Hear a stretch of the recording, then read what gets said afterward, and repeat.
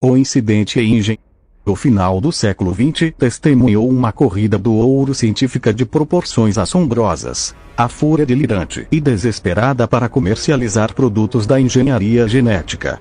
Essa empreitada realizou-se com tanta rapidez, e tão poucas críticas isentas, que suas dimensões e implicações são praticamente desconhecidas. A biotecnologia acena com a maior revolução na história da humanidade. Ao final desta década, terá superado os computadores e a energia atômica em termos de efeitos na vida cotidiana. Nas palavras de um estudioso, a biotecnologia transformará cada aspecto da vida humana. Medicina, alimentação, saúde, entretenimento, até mesmo nosso próprio corpo. Vai mudar literalmente a cara do planeta. Mas a revolução da biotecnologia difere, em 3 aspectos importantes, das transformações científicas do passado. Em primeiro lugar, os Estados Unidos ingressaram na era atômica através do trabalho de um único instituto de pesquisa, em Los Alamos. A entrada na era dos computadores resultou dos esforços de uma dúzia de empresas. Mas a pesquisa biotecnológica atual vem sendo conduzida em mais de 2.000 laboratórios, somente naquele país. 500 multinacionais gastam 5 bilhões de dólares por ano nessa área. Em segundo lugar, grande parte da pesquisa é frívola ou inconsequente. As tentativas de criar trutas mais claras para permitir melhor visualização na água, árvores quadradas para facilitar o corte de tábuas e células odoríferas injetáveis para que a pessoa recenda para sempre seu perfume favorito podem parecer piadas, mas não são. Na verdade, o fato de a biotecnologia poder ser aplicada a indústrias tradicionalmente sujeitas aos caprichos da moda, como a de cosméticos e as de diversões, aumenta a preocupação quanto ao uso estapafúrdio dessa nova e poderosa tecnologia. O fato mais alarmante, contudo, é a falta de controle por parte dos próprios cientistas. Vale notar que quase todos dedicados à pesquisa genética estão envolvidos com o comércio da biotecnologia. Não há observadores neutros. Todo mundo tem algum interesse. A comercialização da biologia molecular é o caso ético mais assombroso da história da ciência, e ocorreu com assustadora velocidade.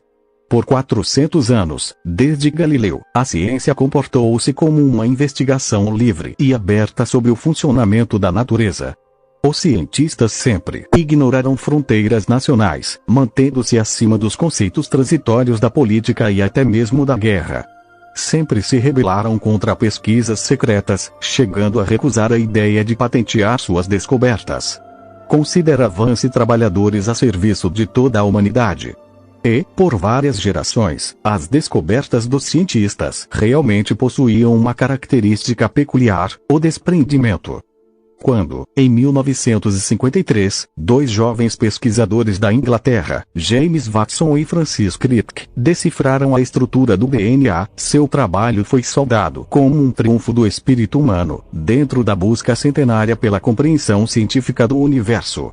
Acreditava-se piamente que a descoberta seria ampliada e utilizada em benefício da humanidade como um todo. Mas não foi bem isso o que aconteceu. 30 anos depois, quase todos os colegas cientistas de Watson e Crick encontravam-se comprometidos com um tipo completamente diferente de empreitada. A pesquisa genética molecular tornou-se um projeto comercial gigantesco, multibilionário, datado não de 1953, mas sim de abril de 1976. Essa foi a época de um encontro que se tornaria famoso, no qual Robert Swanson, um capitalista ousado, abordou Herbert Borer, bioquímico da Universidade da Califórnia.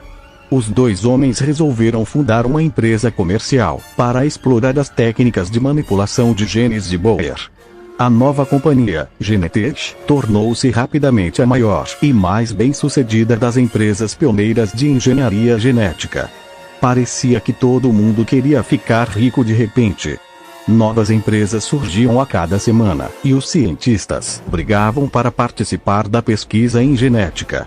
Até 1986, pelo menos 362 cientistas, inclusive 64 membros da Academia Nacional, assumiram cargos nos conselhos consultivos de indústrias de biotecnologia. O número de cientistas prestando consultoria ou participando de conselhos de acionistas era bem maior. Torna-se necessário enfatizar o quanto esta mudança de atitude é significativa. No passado, cientistas puros olhavam para os negócios com ar snob. Consideravam a busca do terceiro, o trabalho se desenvolve sem controle. Ninguém o supervisiona. As leis federais não o regulam. Não existe preocupação governamental com a questão, nem nos Estados Unidos, nem em outras partes do mundo. E, como a aplicação da biotecnologia abrange dos remédios aos produtos agropecuários, passando pela neve artificial, torna-se difícil implantar uma política coerente e lucro pouco interessante intelectualmente, própria para comerciantes. E pesquisar para uma indústria, mesmo em locais de prestígio como os laboratórios da Bill ou IBM, servia apenas para quem não conseguia uma função na universidade. A atitude dos cientistas, portanto, era fundamentalmente crítica em relação à ciência aplicada e à indústria em geral. Esse antagonismo secular manteve os pesquisadores universitários livres da contaminação provocada por laços com a indústria, e sempre que surgia algum debate sobre questões tecnológicas, cientistas desvinculados das indústrias estavam disponíveis para discuti-las em alto nível. Isso não é mais verdade. Há poucos biólogos moleculares e pouquíssimas instituições de pesquisa sem ligações comerciais. Os bons tempos se foram. A pesquisa genética prossegue, em um ritmo mais alucinado do que nunca. Mas é feita em segredo, às pressas, em função do lucro. Dentro desse ambiente comercial, talvez seja inevitável o surgimento de uma empresa ambiciosa como a InGen, International Genetic Technologies, Inc. De Palo Alto. Pouco surpreende também que a crise genética por ela criada não tenha sido divulgada. Afinal de contas, a pesquisa da InGen realizou-se em segredo. O incidente propriamente dito ocorreu em uma das áreas mais remotas da América Central, e menos de 20 pessoas o testemunharam. Deste total, apenas um pequeno grupo sobreviveu. Mesmo no final, quando a International Genetic Technologies baseou seu pedido no capítulo 11 da Lei de Falência, dando entrada no Tribunal Federal de Falências em São Francisco, no dia 5 de outubro de 1989, os editais quase não chamaram a atenção da imprensa. Pareciam tão corriqueiros. A InGen era a terceira pequena empresa norte-americana de bioengenharia a fechar naquele ano, e a sétima desde 1986. Poucos documentos do processo vieram a público, uma vez que os credores pertenciam a um consórcio japonês, formado por companhias como a Maguri e Densaka, que tradicionalmente evitavam a publicidade.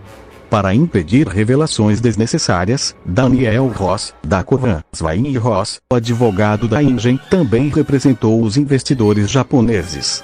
E a petição um tanto inusitada do vice-cônsul da Costa Rica foi transmitida a portas fechadas. Sendo assim, não espanta que, no prazo de um mês, os problemas da InGen tenham sido discreta e cordialmente resolvidos. Os envolvidos no acordo, inclusive os eminentes conselheiros da Junta de Consultores Científicos, assinaram um termo comprometendo-se a manter total sigilo sobre os fatos, e nenhum deles se dispõe a falar sobre o que aconteceu.